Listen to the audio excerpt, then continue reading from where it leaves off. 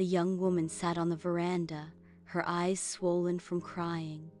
Her laptop lay open, the unfinished office presentation glaring back at her like a cruel reminder of failure. She had missed deadlines, faced harsh words from her boss, and felt the world was closing in on her.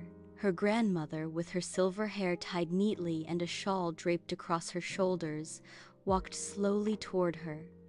She didn't ask what was wrong, she didn't need to. She had lived long enough to recognize the weight of silence.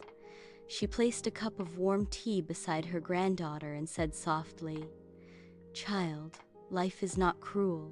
It is simply testing you. Do you know why the river never loses to the rock?" The girl frowned, wiping her tears.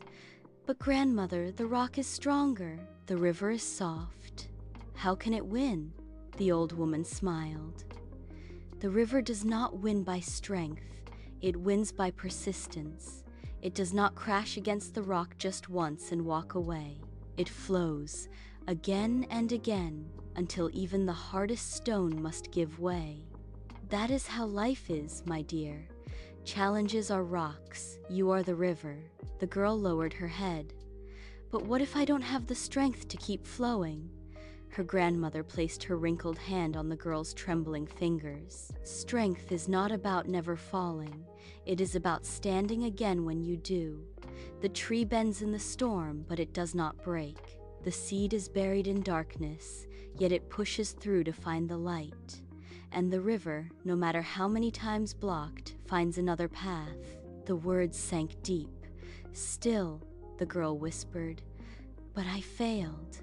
I tried and I failed." The grandmother's voice grew quieter, carrying the weight of memory. "When I was your age, a flood swept through our village. In a single night, I lost my books, my home, and the little future I thought I had. I remember sitting in the mud, staring at nothing, convinced my life had ended.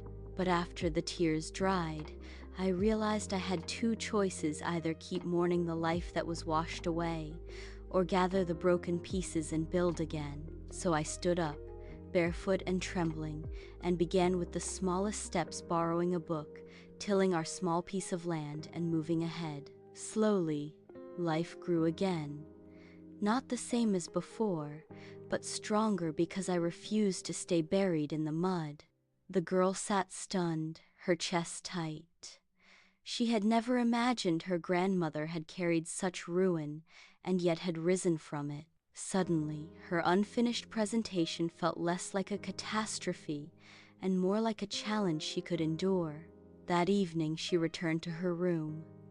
The presentation still waited, but something inside her had shifted. Instead of seeing it as the end, she saw it as a rock in her path, a rock she would persist against, again and again, until it moved. Weeks passed.